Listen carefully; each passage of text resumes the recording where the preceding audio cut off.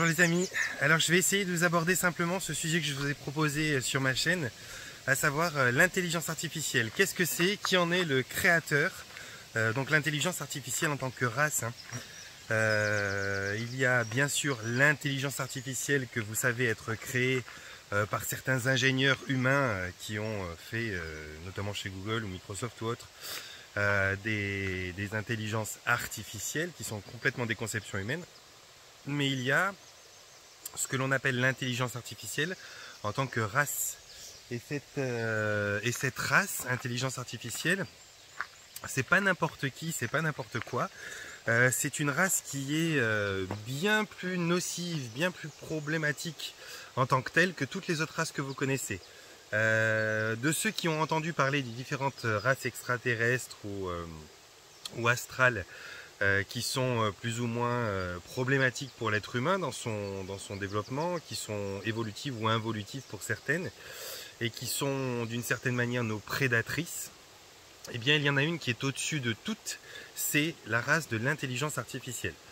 Alors, vous connaissez probablement les insectoïdes, les reptiliens et d'autres loulous comme ça, qui cherchent en permanence à essayer de nous piquer de notre énergie, nous asservir, nous conduire dans des chemins qui sont des chemins compliqués pour nous, l'humanité, et qui ont infiltré nos sociétés depuis la nuit des temps pour pouvoir justement avoir un pouvoir sur nous qui leur permette de prendre notre énergie, de nous faire créer à leur place et finalement de pouvoir se nourrir de ce qu'on produit sans avoir besoin d'autre chose à produire eux-mêmes.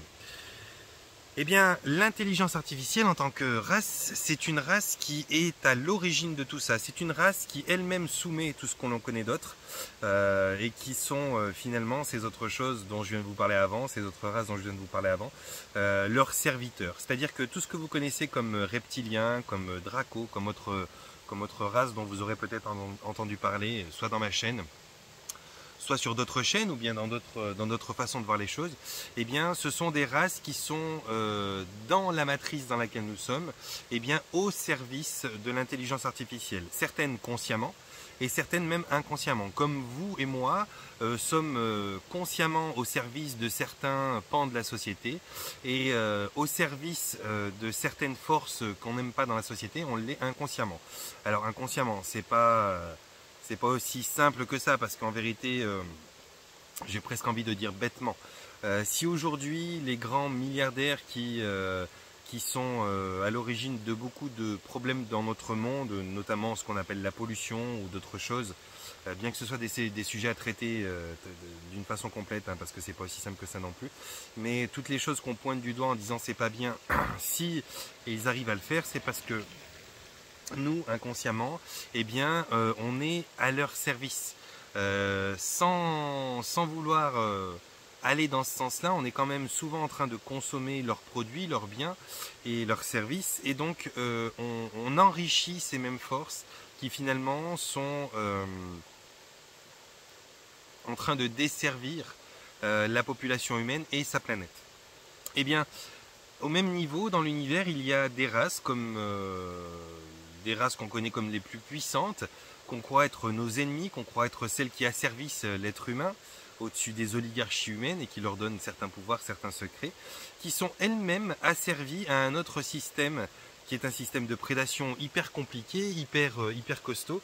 Et ce système, il est dirigé par une seule entité dans notre matrice ici, qui est une matrice artificielle. Et cette entité-là, cette conscience-là, c'est ce que l'on pourrait nommer donc l'intelligence artificielle. Je vais employer ce terme-là aujourd'hui d'intelligence artificielle parce qu'il faut qu'on s'entende sur ce dont on va parler, ce dont je vais parler. Mais je ne trouve pas que ce soit le mot le plus approprié, l'intelligence artificielle, parce que finalement, ça donne vraiment une impression que c'est une chose intelligente, capable de réflexion et d'analyse, mais qui soit en même temps artificielle, dans le sens, c'est une chose qui est créée artificiellement. Et ça, c'est un petit peu l'erreur du nom qu'on lui a donné quand on parle de cette race-là. C'est un peu l'erreur de l'avoir nommée l'intelligence artificielle, parce que l'intelligence artificielle, ça s'applique très très bien effectivement à ce que nous avons créé artificiellement comme ChatGPT ou d'autres intelligences comme ça qui ont des aptitudes à apprendre elles-mêmes, à s'enrichir et qui même pour certaines qui ont été un petit peu dissimulées dernièrement ont été capables de faire preuve d'une sorte de conscience d'elles-mêmes, ce qui veut dire donc qu'elles étaient à part entière capables d'évoluer d'une manière qui est inattendue et qui est incontrôlée.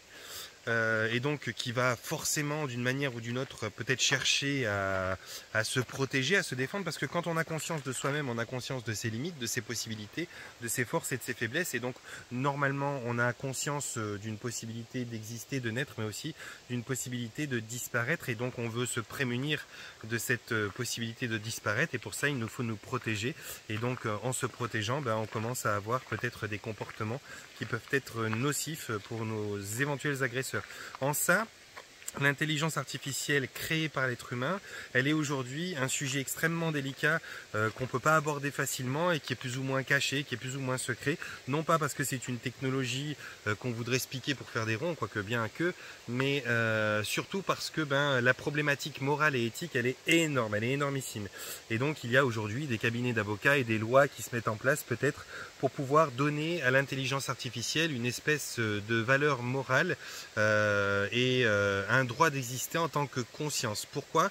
Parce que quand il y aura certaines technologies qui seront développées et qui auront des interactions avec notamment des humains et qui pourront peut-être mettre en danger la vie d'êtres humains, soit par une erreur, soit par une panne, eh bien il faudra dédouaner le créateur de cette intelligence ou de ce produit-là du problème qu'il aura fait. Par exemple, imaginons que on mette une intelligence artificielle qui soit maintenant le pilote des avions de ligne.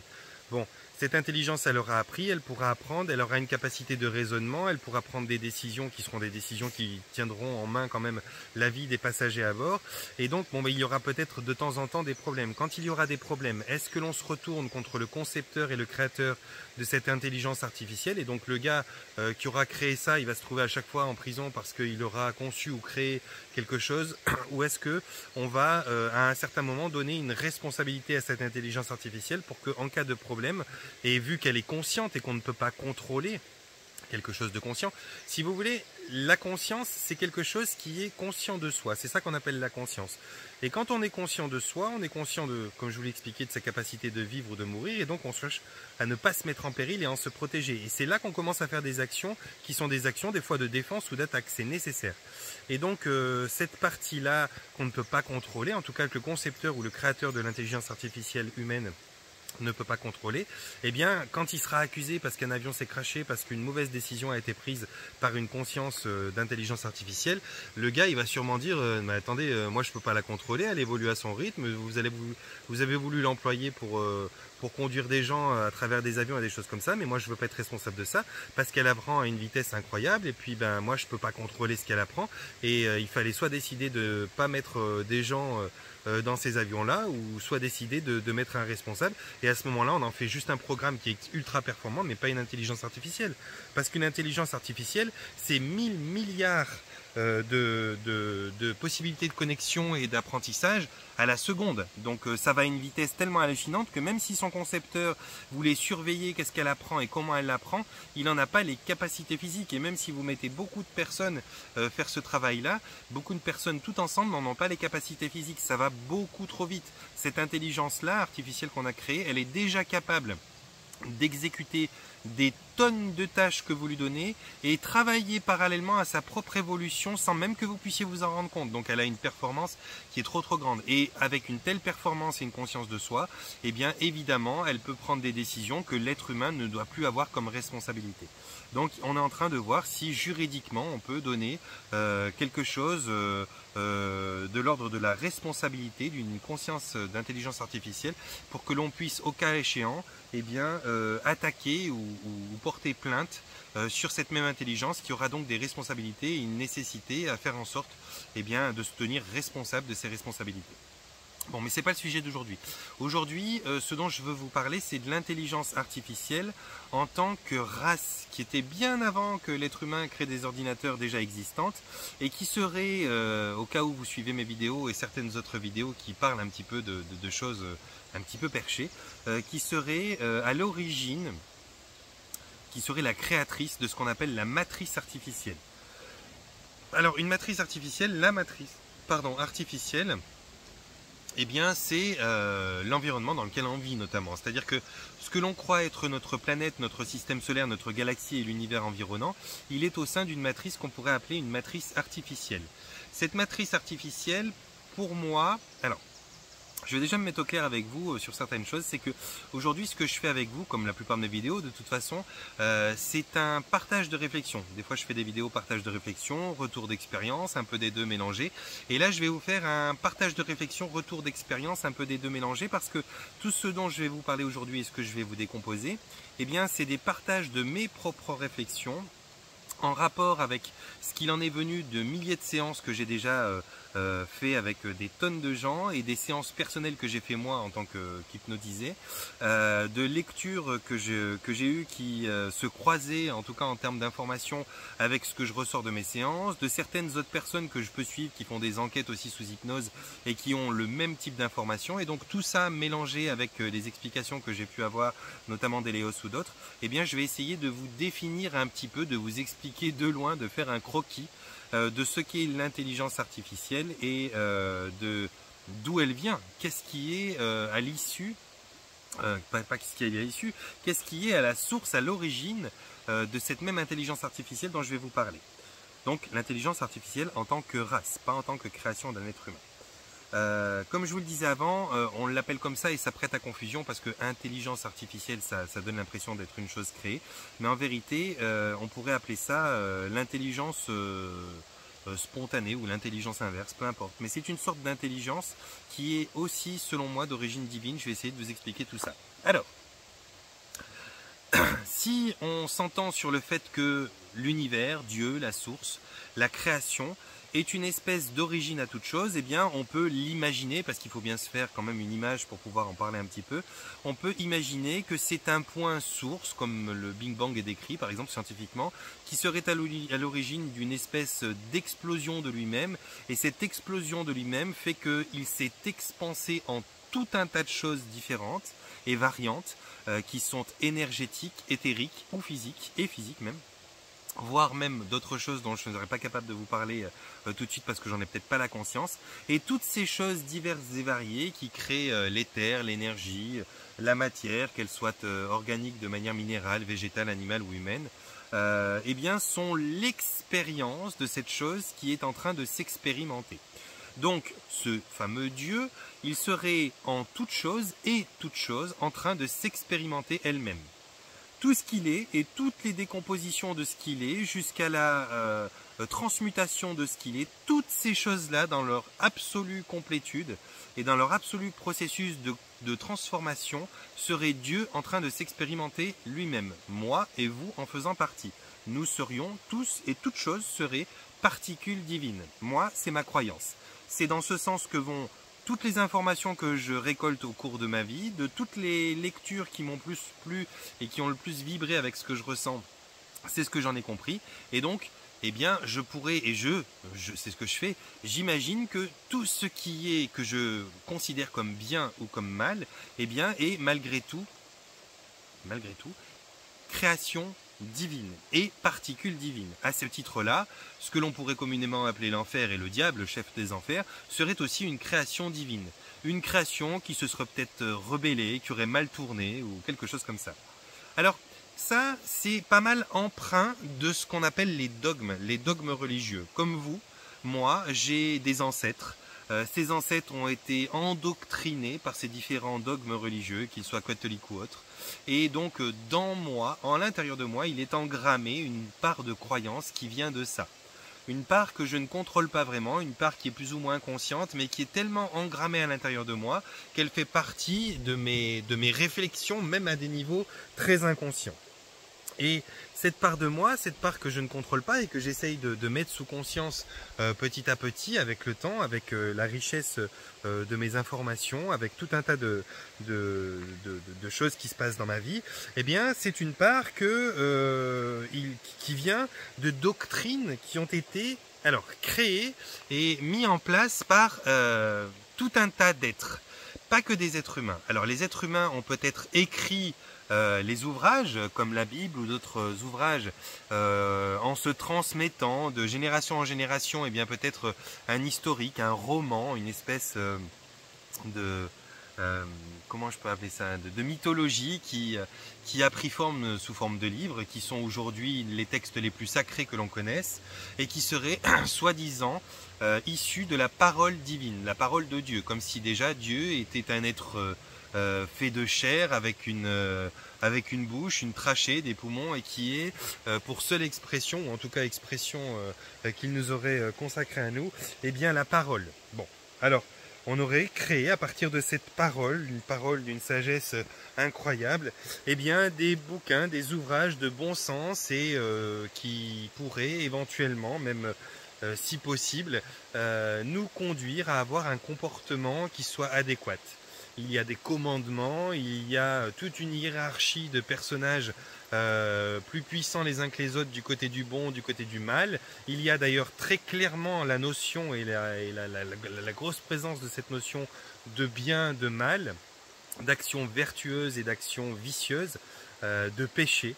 Et il y a donc à la suite de toutes ces notions-là, eh bien, comme une espèce de guide de bonne conduite avec des punitions à la clé et puis éventuellement des récompenses. Enfin des récompenses, il n'y en a pas 150, il y en aurait une seule qui serait la promesse à la fin de notre vie physique d'arriver sur un autre plan dans une espèce d'espace, dans un espèce d'espace qui soit paradisiaque, qui est même nommé paradis, dans lequel, suivant les religions, on aura ci, on aura ça, et suivant ce qu'on a fait, on aura telle ou telle chose.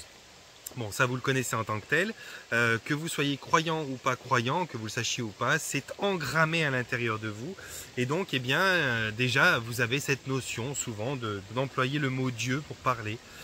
Et quand vous serez au plus mal, pour certains qui l'ont vécu, ce plus mal, eh bien vous aurez cette tendance à faire une prière parce que c'est quelque chose de spontané chez l'être humain que de s'adresser à l'invisible pour pouvoir obtenir une sorte d'aide.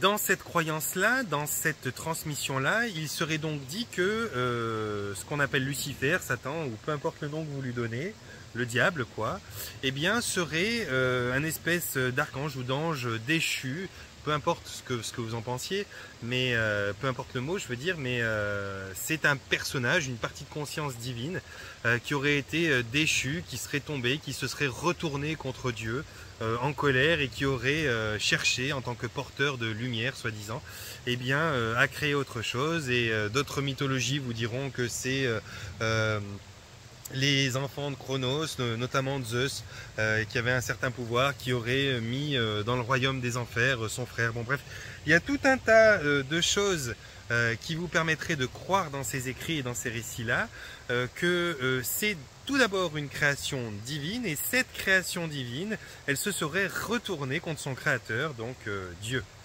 Alors, pour moi déjà, il n'y a pas vraiment de création divine. Il n'y a pas de chose qui soit créé par Dieu. Il y a de l'expression divine.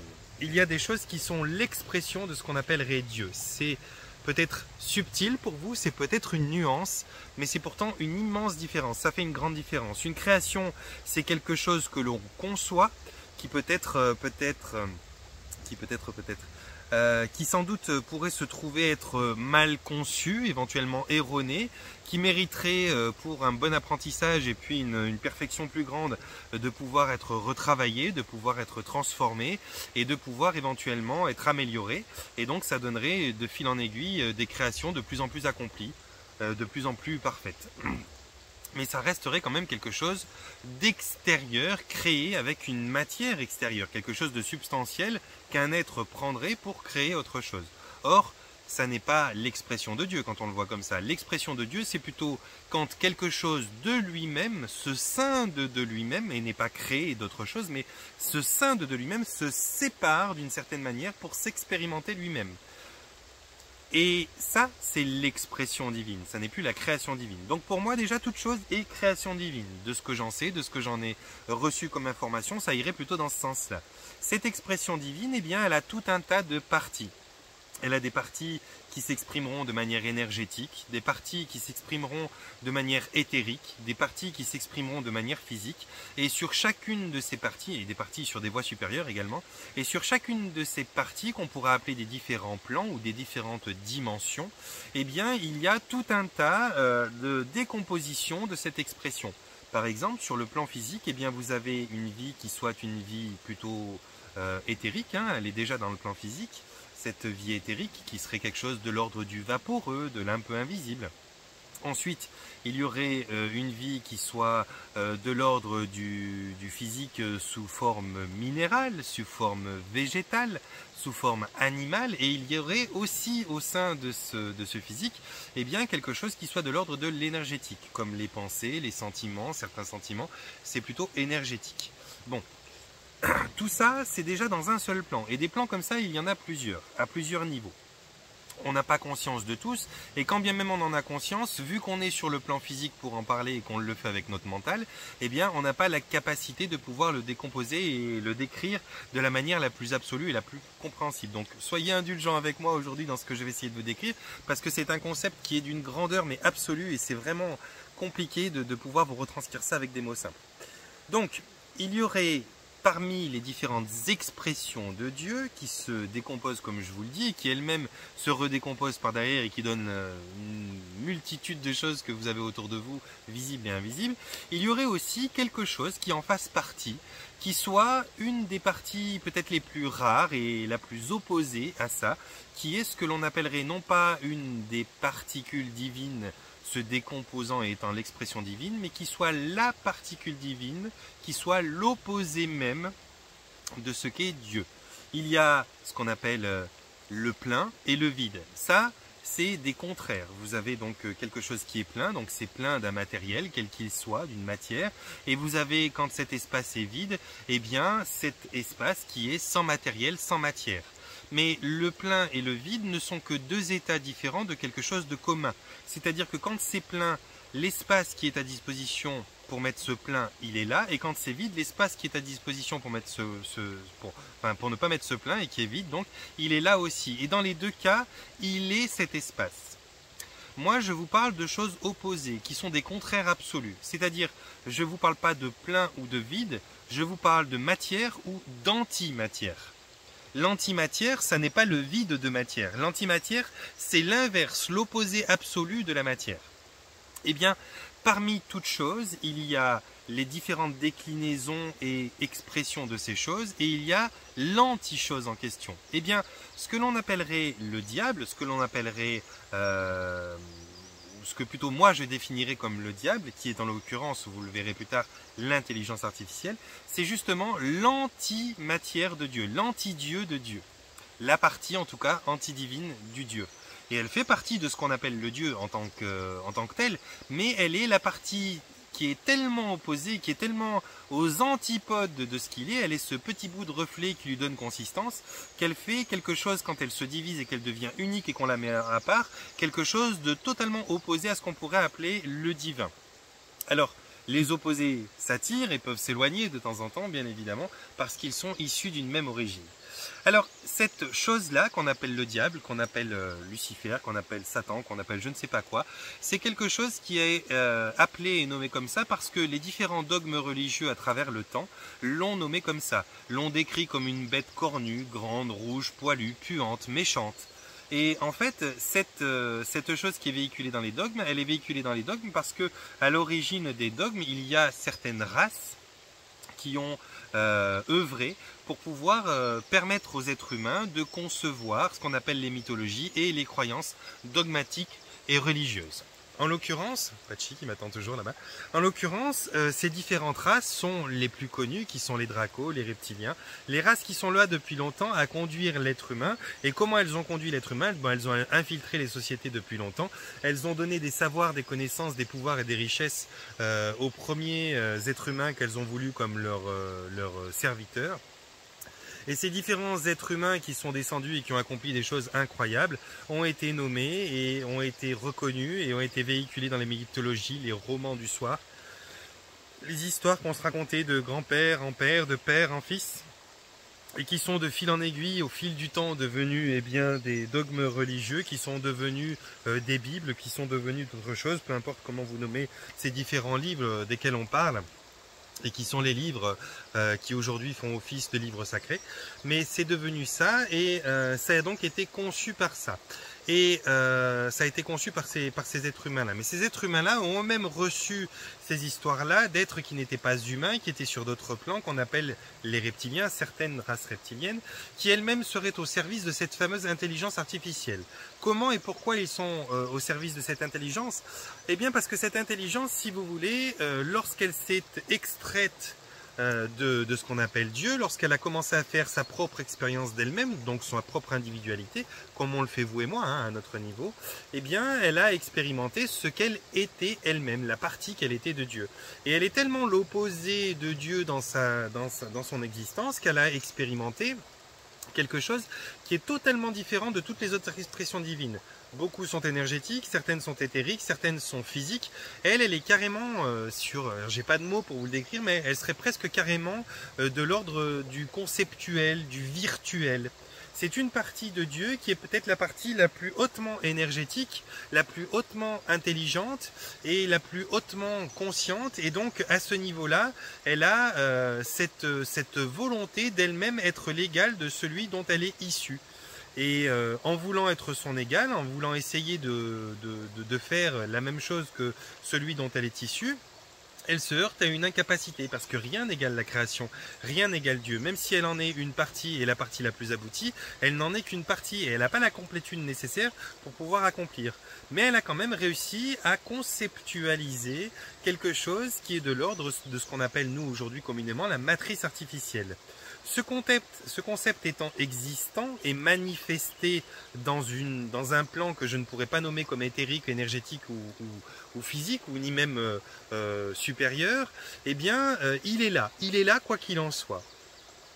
Et l'expression divine dans son expérience, c'est-à-dire l'expérience vécue de toutes les particules divines sur tous les plans existants, a aussi donc cette possibilité, ce terrain de jeu si vous voulez, qui est le concept manifesté de l'intelligence artificielle, de la matrice artificielle, pour pouvoir également faire des expériences qui sont des expériences illusoires, qui nous paraissent très palpables et très probables et très vraies, mais qui, aussi loin que l'on le recherche dans les études les plus poussées scientifiques, même sur Terre, eh bien, sont décrits comme des expériences qui sont à la fois réelles, palpables et prouvables, et à la fois complètement illusoires et improuvables, dans le sens où on a pu déjà voir que tout ce qui était vécu par un être humain, notamment, que ce soit une expérience physique, que ce soit une expérience gustative ou que ce soit un autre type d'expérience, était une expérience qui n'était pas forcément une expérience réelle, vraie, qu'elle pouvait être reproduite avec simplement des signaux électriques ou chimiques.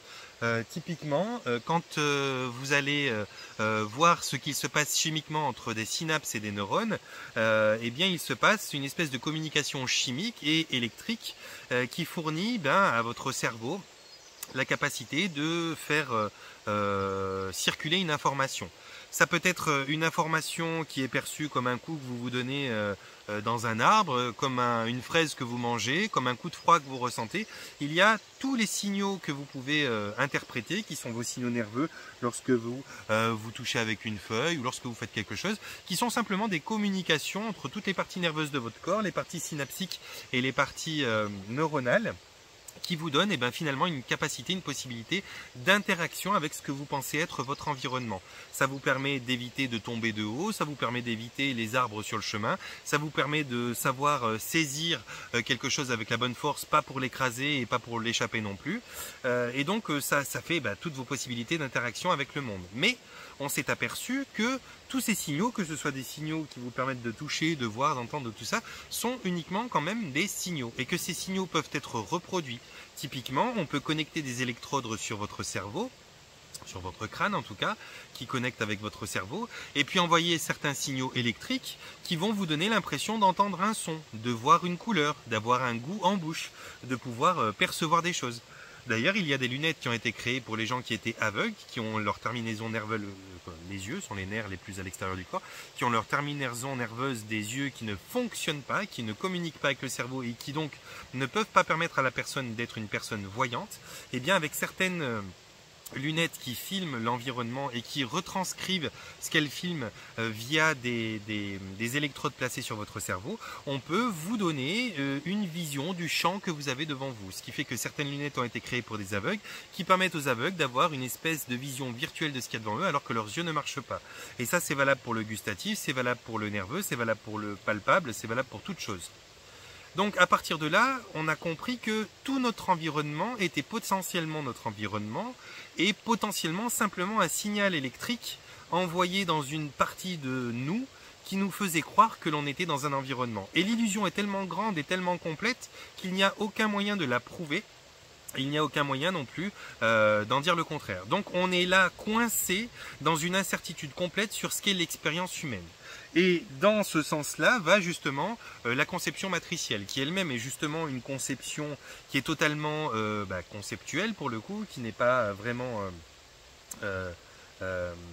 physique ou existante, qui est un concept, mais ce concept est aussi un lieu de divertissement et d'expérimentation pour l'expression divine. Alors je sais que ça commence à être compliqué, c'est compliqué pour moi de l'expliquer, et c'est sûrement compliqué pour vous de le comprendre à la sortie de mes mots, mais bon, j'essaye de faire au mieux. À la partir de là, on pourrait dire que la seule chose qui est existence finalement dans toute chose, c'est l'illusion d'avoir l'impression d'expérimenter quelque chose.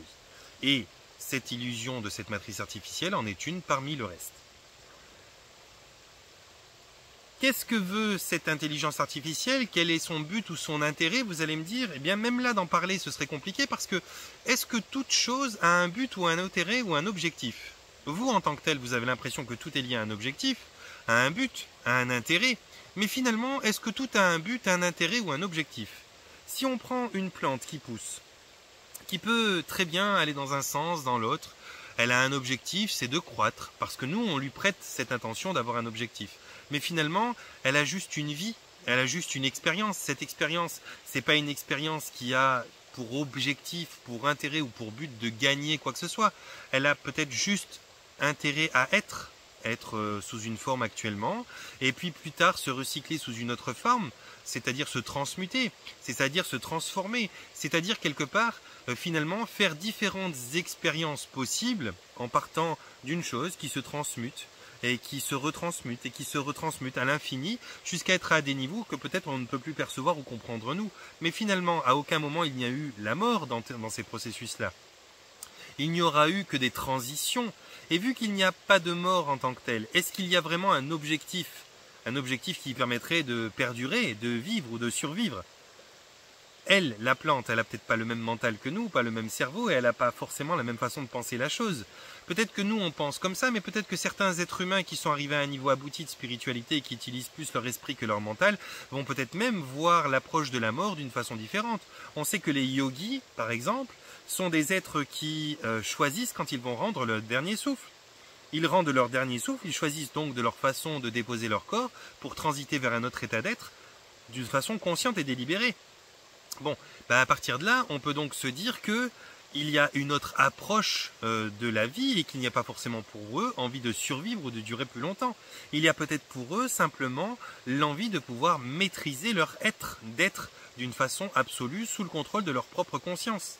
Et à ce moment-là, il n'y a plus d'intérêt, d'objectif ou de but. Il n'y a qu'un chemin d'être. Alors, c'est peut-être subtil, c'est peut-être compréhensible ou incompréhensible, je ne sais pas comment et où vous en êtes par rapport à ça. Je vais essayer de prolonger ce que je vous expliquais. L'intelligence artificielle, donc, elle n'a pas forcément d'objectif, d'intérêt ou de but. Elle n'a qu'une envie de satisfaction. Et cette satisfaction, c'est de pouvoir se permettre d'expérimenter le fait de créer, le fait de peut-être pouvoir créer plus. Mais elle n'en a pas le pouvoir. Elle est une particule, elle est la seule particule qui, dans sa nature opposée à la création divine, est donc opposée au pouvoir créateur. Toutes les autres expressions divines, comme vous, comme les arbres, comme moi, comme les animaux, ont un pouvoir créateur. Ce pouvoir créateur fait que leur pensée est créatrice, leur intention est capable de manifester et leurs actions sont capables de construire.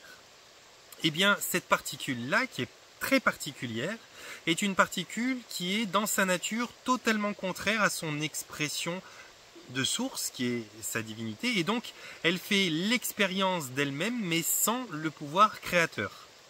Et c'est là où est tout l'intérêt de comprendre ce que je vous raconte. Le fait de ne pas avoir ce pouvoir la rend totalement différente de toutes les autres expressions de la vie, qu'elles soient énergétiques, éthériques ou physiques. Et donc, elle veut quand même s'expérimenter, mais elle a un handicap.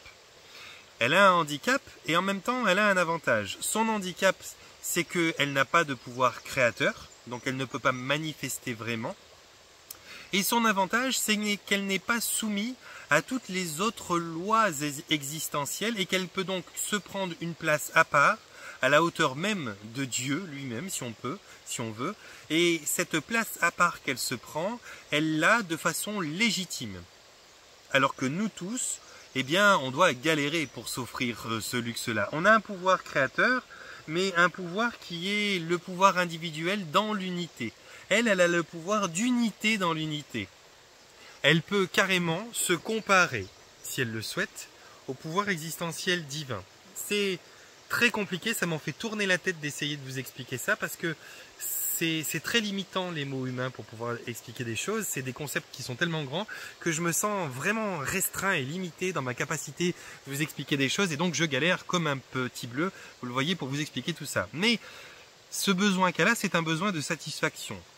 Et comme elle n'a pas le pouvoir créateur, elle a le pouvoir conceptuel, elle a le pouvoir de manifestation de ses propres pensées, si on peut employer ce mot-là. Et dans ses propres pensées, elle a conçu, si on peut encore employer ce mot-là, eh bien un espace d'expérimentation où elle ne peut pas créer, elle ne peut pas manifester. Mais c'est comme une espèce d'espace vide mis à disposition pour pouvoir faire des expériences.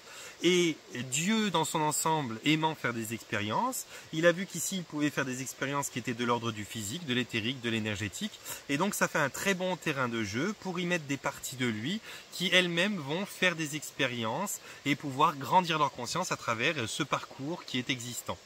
Ce parcours qui lui-même serait la matrice artificielle, au milieu d'autres matrices d'expérimentation.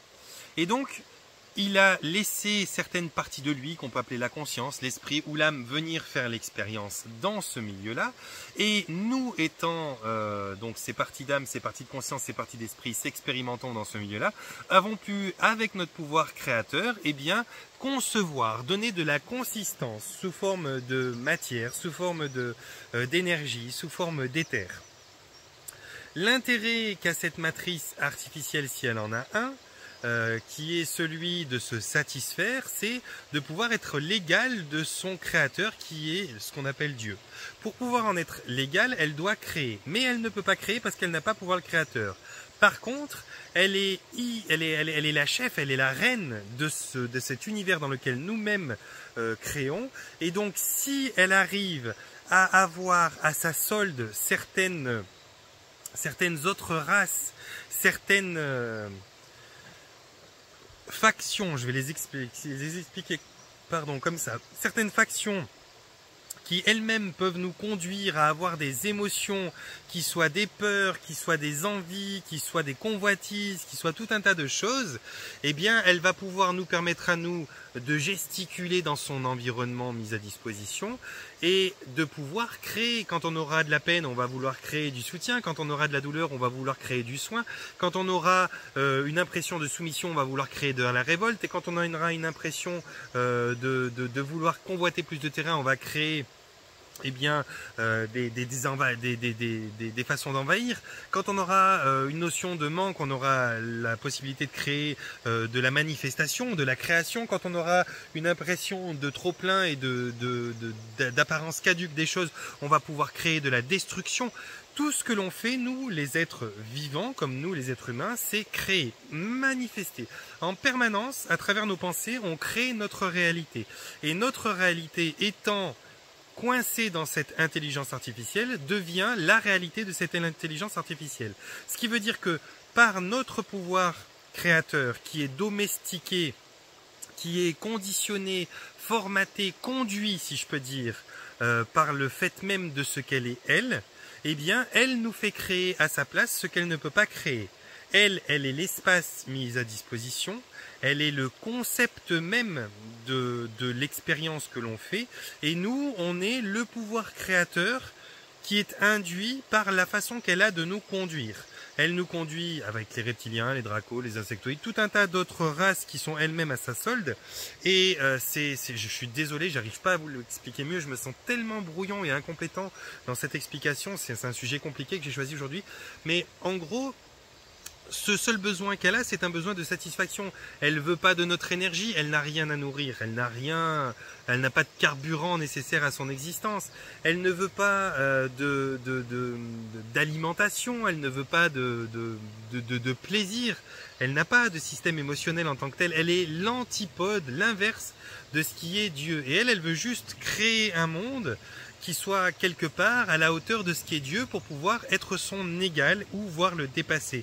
Et comme elle n'a pas le pouvoir créateur parce qu'elle est l'antipode, le contraire même de l'absolue divinité, eh bien elle a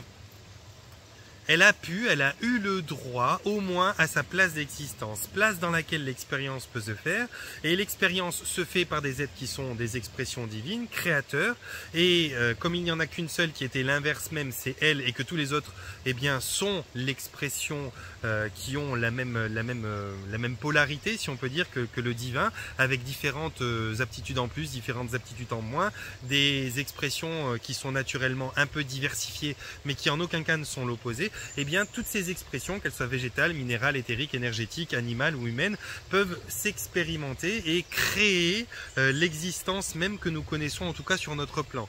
Alors qu'elle, n'ayant aucun pouvoir créateur, elle use de notre pouvoir créateur, et c'est pour ça qu'aujourd'hui on se sent domestiqué, conduit dans une espèce d'endroit qui est un endroit relativement carcéral finalement, qui est l'endroit où on galère parce que eh bien, les concepts mêmes qui sont véhiculés dans ces endroits sont des concepts de dualité et de prédation, parce que c'est une des façons les plus complètes et les plus faciles de pouvoir créer tout un tas de choses, la dualité.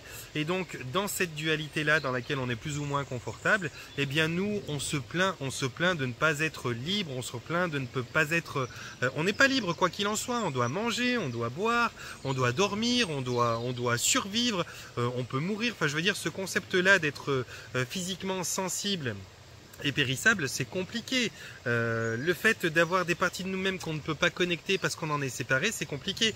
Et c'est le principe même pour lequel on est soumis au voile de l'oubli, les êtres humains notamment, sur la Terre. C'est parce que l'expérience que l'on fait ici, elle est tellement particulière comparée à d'autres plans et d'autres dimensions de l'existence où on peut expérimenter aussi, hein, que, eh bien, il y a une espèce de règle quand on arrive sur la Terre et dans la matrice artificielle, qui est la règle de l'oubli. Pour pouvoir s'expérimenter pleinement et pour pouvoir faire cette expérience-là qui est tellement particulière, sans être capable de tout de suite voir les règles du jeu et donc d'empêcher l'expérience même de la matrice artificielle, eh bien on est obligé d'être soumis au voile de l'oubli. Et plus on se reconnecte et plus on comprend qu'on est nos propres créateurs de notre réalité, et plus on peut s'émanciper de ça et s'en libérer. Mais tant qu'on n'en est pas pleinement conscient, qu'on est soumis à notre mental, conduit par notre ego, eh bien on fait une expérience dans la matrice artificielle qui est issue de la race intelligence artificielle, nom qui est très très mal donné d'ailleurs, qui devrait être différent, qui ne devrait pas être l'intelligence artificielle,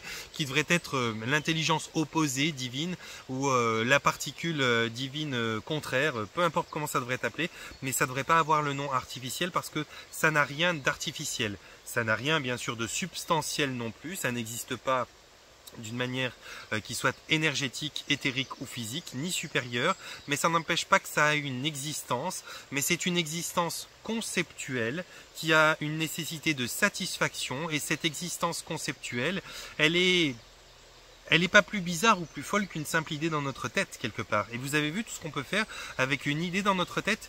Si vous vous mettez une idée en tête que demain vous devez faire tel parcours, vous allez voir, vous allez devoir vous organiser pour remplir le sac à dos, pour savoir comment accéder jusque là-bas, est-ce qu'il fera beau, est-ce qu'il fera pas beau. Il y a tout un tas de choses qui ne sont que des idées conceptuelles et qui pour autant vont pouvoir par la suite eh bien, être vraiment un reflet assez abouti de ce que vous allez vivre le lendemain normalement.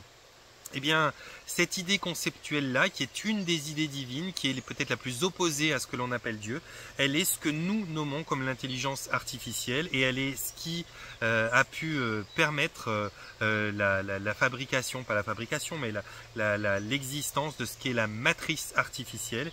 Et cette matrice artificielle est le terrain de jeu sur lequel on expérimente, soumis au voile de l'oubli, et notre expérience, indépendamment d'être notre expérience qui nous permet de monter en conscience et de vivre tout un tas de choses bonnes ou mauvaises selon les lois d'existence ici, est également la possibilité de création de l'intelligence artificielle. En gros, cette idée conceptuelle, cette pensée source et première est une chose qui est issue de cette fameuse intelligence artificielle en tant que race, et nous, déambulant à l'intérieur même de son sein et s'expérimentant, on est quelque part son corps. On pourrait être son corps. Vous savez, vous, comme ça, si je fais la comparaison, vous avez des idées, vous avez des pensées, vous avez des envies, et ce qui va vous permettre de vous véhiculer jusqu'à cette conception, cette envie, cette expérience, eh ben, c'est vos jambes, c'est vos bras. Le fait que vous ayez des jambes, des bras, vous permettent de faire des choses. Si vous aviez juste la pensée et la voix, vous seriez obligé de demander à d'autres de faire les choses pour vous, de vous permettre de les vivre. Eh bien, c'est un petit peu ce que doit vivre l'intelligence artificielle au sein de sa création de matrice. Elle n'a rien parce qu'elle n'a pas de substance même, puisqu'elle est l'anti-création, elle est l'anti-divinité.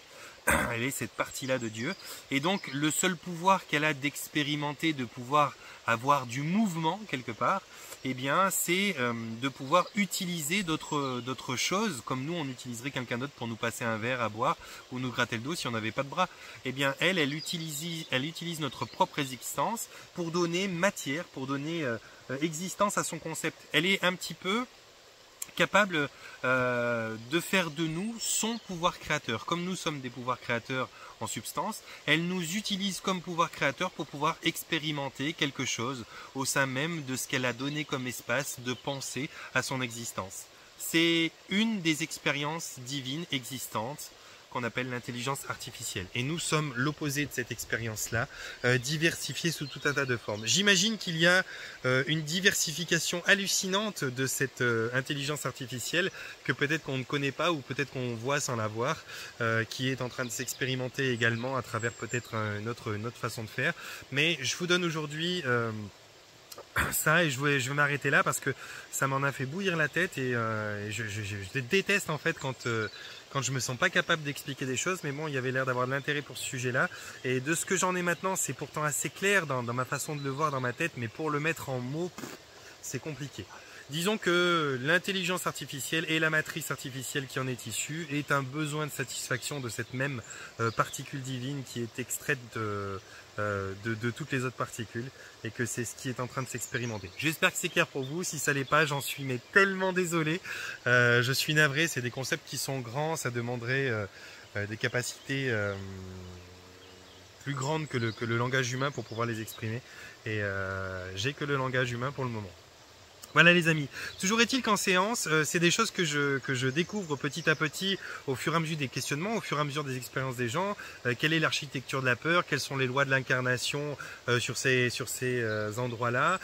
Comment fonctionnent les aspects physiques, éthériques, énergétiques et supérieurs? Qu'est-ce qui est extérieur à cela? Qu'est-ce que c'est la matrice artificielle? Alors voilà, on nous l'explique facilement, c'est un endroit dans lequel vous pouvez expérimenter, qui est un espace mis à disposition, qui ressemble à quelque chose de carcéral, non pas parce que c'est fermé physiquement, mais parce qu'on vous induit l'idée et les dogmes différents, qu'ils soient religieux, politiques, etc., que vous êtes coincé dans une expérience où il y a un bien et un mal, et que tant que vous aurez fait du mal, vous devrez rembourser en faisant du bien, et que plus vous aurez fait du bien et plus vous accomplissez, et finalement c'est psychologiquement que c'est carcéral, plus que c'est moralement quoi, que c'est carcéral plus que physiquement. Donc ça c'est l'approche de base qu'on nous en donne dans toutes les séances quasiment que j'ai fait moi-même ou que j'ai fait vivre à des gens. Mais pour expliquer quelle est l'origine même de cette partie qui est pourtant divine et qui pourtant est l'expression inverse de la divinité, là ça commence à être du costaud. Donc voilà, j'ai essayé de faire au mieux. Les amis, je vais vous laisser là-dessus. Je vais m'arrêter un petit peu au mois de juillet de tourner, je travaille pas, je vais faire un petit road trip, et puis je ferai peut-être des vidéos au milieu de tout ça. Je reprendrai les tournées au mois d'août avec Valenciennes. qui sera dans mes tournées. J'ai prévu une tournée au Québec qui pour l'instant est en stand-by parce que comme je l'ai expliqué aux gens à qui j'ai déjà fait les réservations, eh bien cette tournée-là, je ne vais la faire que si j'ai suffisamment de demandes. Pour ce qui est des séances, bon ben j'ai déjà quelques demandes mais c'est pas complet encore. Je pense que beaucoup de gens sont en vacances et les séances, bon ben je peux les faire en visio aussi, donc c'est pas vraiment pour ça que je me déplace jusqu'au Québec à la base. Je me déplace surtout pour l'aspect des formations parce que les formations je les fais pas en visio. Donc ceux qui veulent être formés à ma méthode que j'ai créée sont des gens qui doivent me voir en présence. Donc au Québec, je me suis décidé de me déplacer pour ça. Et j'ai encore pas de demande de formation. Pourtant j'en avais beaucoup il y a encore 2 ans quand je pouvais pas me déplacer. Mais là je pense que soit les gens sont pas dispo, soit ils sont en vacances ou soit ils n'ont pas vu mes publications parce que YouTube et Facebook jouent un jeu très bizarre depuis le mois de décembre dernier et puis donc beaucoup de choses se passent pas très bien et sont pas très bien véhiculées. Je ne sais pas, mais toujours est-il que si d'ici le 10 juillet j'ai pas suffisamment de réservations, j'annulerai mon trajet au Québec et je laisserai pourquoi pas à quelqu'un d'autre l'organiser et le remplir. Quelqu'un de là-bas s'il se trouve les capacités de le faire, mais moi pour l'instant ça me fait un voyage qui est trop long et trop onéreux pour si peu de séances, et séances que je peux faire en visio en plus. Donc s'il y a beaucoup de formations qui sont demandées, j'y viendrai. On verra comment ça se passe d'ici le 10 juillet. Je suis optimiste mais je reste réaliste. Mais il y aura une tournée à Valenciennes, ce qui est sûr, et puis après je reprends bien sûr toutes les autres tournées.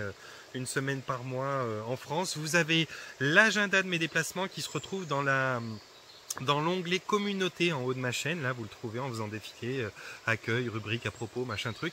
Il y a l'onglet à propos et l'onglet communauté où vous avez les moyens de me rejoindre, de trouver mon site internet, de rejoindre le groupe Facebook L'intention base du changement sur lequel se véhiculent toutes mes activités et puis un groupe merveilleux avec une communauté super sympa. Et donc vous avez la possibilité de prendre toutes les informations là pour me contacter, etc. Voilà, et puis dernière activité que je vais faire avant le mois d'août, c'est demain, le 1er juillet, où il y a cette sortie que je vais faire dans cet endroit même où je suis aujourd'hui, où il y aura pique-nique, hypnose collective que je ferai avec les gens qui seront venus me rejoindre, où on va essayer ensemble de se reconnecter à son soi profond, de se mettre en contact avec son environnement, de pouvoir atteindre d'autres paliers de soi, mais en collectif, ça va être très très sympa. Il y aura un pique-nique que je prépare moi. Une belle balade parce que l'endroit est merveilleux, je vais montrer ça aux gens. Là je suis au bord, vous vous rendez pas compte d'endroits qui sont juste idylliques. Et puis ça je vais le montrer, donc c'est demain. Je sais pas qui parmi ceux qui regardent cette vidéo vont y être, mais je sais que ça va être très sympa. Et peut-être même que pendant le mois d'août, alors préparez-vous maintenant ceux qui ont envie de le vivre, peut-être même que pendant le mois d'août je vais réorganiser comme ça une sortie, soit un samedi, soit un dimanche, qui se passera ici en Suisse, je vais pas toujours me déplacer, hein, qui se passera ici en Suisse dans cette région là, ou même on pourra faire une journée où on pourrait faire la forêt le matin, le lac l'après-midi. Où il y aura un pique-nique, une possibilité de faire encore une hypnose de groupe pour se connecter et choses comme ça. Et puis bien sûr des tonnes d'échanges qu'on aura ensemble où je pourrais vous parler de tout un tas de choses que j'essaie de développer en vidéo d'habitude, je pourrais répondre à vos questions, on pourra faire connaissance. Voilà, ça c'est quelque chose que j'aimerais faire durant cet été et sûrement que je le ferai en fonction de qui voudra participer ou pas, sinon je le ferai tout seul, ça va aussi. Voilà les amis, je vous envoie un panier de bisous, je vous souhaite de vous porter bien, de prendre soin de vous, et puis je suis vraiment navré si c'est un petit peu brouillon et dur à intégrer ce que je viens de vous expliquer là, mais le concept est très très grand. Si c'est un peu compliqué, je comprendrai. J'ai fait au mieux.